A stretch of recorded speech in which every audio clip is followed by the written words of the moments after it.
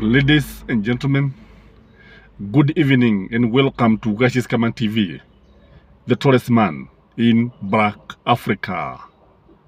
William Samoei Ruto is telling Kenyans that he wants them to save money so that the government can be borrowing from them instead of borrowing from foreign countries. Badala ya serikali kuwa inakopa pesa kutoka kwa mataifa ya bali, mataifa ya ughaibuni, Rais William Samoei Ruto anataka serikali iwe inakopa kutoka kwa Wakenya wenyewe. What do you think, ladies and gentlemen? What can you say about this idea? Because I have a number of issues with this kind of reasoning or with this kind of approach to our economy.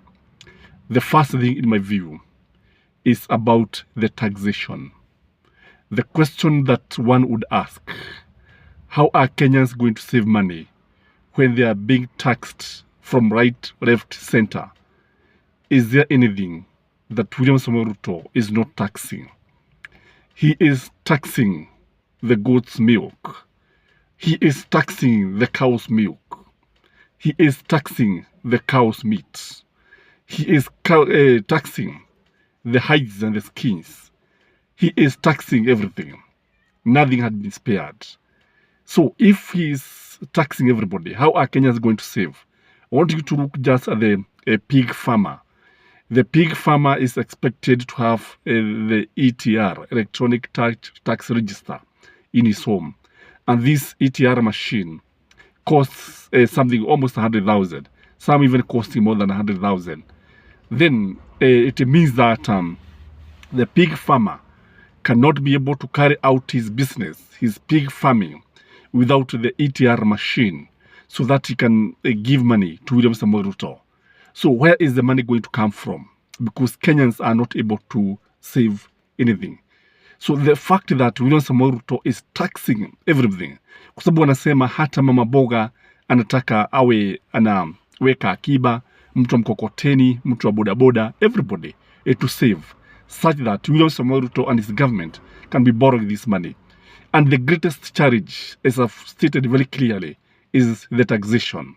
Kwa sababu what is happening in this country, hata wale watu ambao walikuwa wanatarajiwa kwamba labda wangeweza kulipa kodi, kutokana na vile ambavyo kodi inapandishwa kila uchao, kutokana na vile ambavyo you cannot even have people maybe giving them a holiday, maybe a tax holiday 1 year, so that they can actually establish their business properly before you even start taxing them.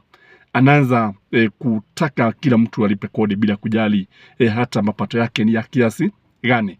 So I have the problem of this approach, because you cannot tell Kenyans that you want them to save when you are taxing everything, including the cow's tail. The second issue I have with this kind of approach is the trust issue. Can you trust William Samoei Ruto with your money? Can you trust Kenya Kwanza with your money? Can you trust the government with your savings? Because what William Samoei Ruto is telling us, even when you save money in the bank, then the government can borrow that money. For sure, the government has been borrowing money, your money, through banks. But can you trust this government when you look at the way the issues are going? When you look at vile ambavyo mambo yanaendelea siku hizi, je, unaweza kuamini ya kwamba hii serikali ni serikali ambayo inaweza kutegemewa? Ladies and gentlemen, one thing I know, and for sure, is that developed countries also actually borrow from savings of their citizens. But you see, these people operate on trust. These people, you see, they are not the kind of people who will just come here and take your money. Because the issue, which is that one here, that we have with this kind of approach, is the issue of embezzlement. Embezzlement, ile hali ya kuchukua pesa zetu, mnazitumia kama ni kwa fujo, kama ni zenu, bila kujali jasho letu. When you look at the kind of corruption that we have seen in this country, then it becomes very, very impossible to let the government use this kind of approach. Kwa sababu history is raced with issues, investments that have been raided by the government, that have been taken by the government, and the money has been used to campaign during elections. Talk of the National Social Security Funds. hizo pesa zinaenda wapi? Kwa sababu tunaona kwamba watu wengi wanawekeza pesa zao kule.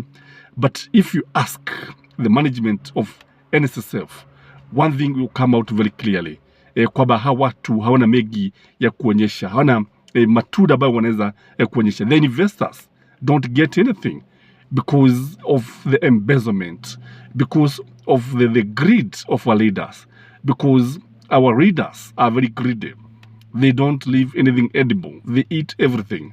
These are the people ambao ni kama mama ambaye anakula anakula chakula jikoni, anakula hata yale mabaki ya chakula na kuvuja nyugu. That is the way William Samoei Ruto government operates. They don't care about anything. Na ndio sababu unaona hata kule Samson Cherargei and Murkomen, ndio unaona vita vya maneno ni vita ambavyo vinatokana na kule kutaka kuwa na pesa, kule kutaka kuwa na ushawishi katika jamii ya Wakalenjin. What they are doing is a scrabble for our natural resources, is a scrabble for our money. So are we going to trust the government that is so greedy, that is so corrupt, that doesn't care about anything? Ladies and gentlemen, again, we also we need to look at the rights of citizens. Can the government, is it that the government want to take our money by force? Is it that the government want to take our money by force? Because when you look at it, hata wakati ambapo unakopesha pesa kwa sababu unataka, unakopesha pesa kwa sababu ni haki yako ya kuamua hivyo, lakini serikali haiwezi ikachukua your rights and now start forcing you to save the money, and now start also forcing you ati sasa zile pesa umeweka pale watazichukua na kutumia vile ambavyo unataka. And the sad thing and the irony of it that even when they borrow your money, wanazitumia vibaya. Even when they borrow your money, they don't give the expected services. Even when they tax you, they overtax you, they don't care the way they spend this money. They spend it anyhow without caring whether you are getting the services or not. So William Samoei Ruto approach to this issue may not be very, very productive, may not even get the backing of the citizens. And it is a good thing when you look at it. When you look at it, if it were Mwai Kibaki who was using this approach, I think people could have embraced it. But the public support that he is going to get from this one, I doubt. Because what we are going to see is backlash. Watu hawezi kuamini William Samoei Ruto kutokana na historia ambayo ina mambo mengi, because you see, it is only by studying history that we can be able to tell the present and the future, because the past explains the present and predict the future. Ladies and gentlemen, this approach by William Samoei Ruto is likely to backfire. This approach by William Samoei Ruto may not get the backing that he expects. This approach is used in developed countries, but I doubt whether it can work in Kenya. I doubt whether it can work, kwa sababu huwezi ukaambia watu, kwa mfano, when your deputy is telling us that Kenya is a country of shareholders, and then you are telling them that you now want to borrow their money. These people can also tell you that you can go and borrow from those who supported you, because they are not shareholders. So because we are playing our politics in the wrong manner, we are using the wrong approach, kama vile ambavyo mwenda zake Moi alivyokuwa akisema mara kwa mara kwamba siasa baya ni maisha mabaya. Na ukiangalia vizuri sana utaona kwamba siasa zetu tumekuwa tukiziendeleza kwa njia ambayo haifai. Tumekuwa tukiziendeleza kwa njia migawanyiko, njia kikabila, namna ambayo imezaa matunda ambayo haiwezi yakaliwa na binadamu. Ni hapa pale ambapo tunaona kwamba maybe William Samoei Ruto, maybe he means well, but he's going to have a lot of challenges. He's going to encounter a lot of bottlenecks. He's going to find it rough, kwa sababu Wakenya hawana hizo pesa ambazo anataka, kutokana na mikakati yake na uongozi wake ambao una kasoro nyingi. That is my take, ladies and gentlemen. As usual, this is Skyman TV, the tallest man in Black Africa.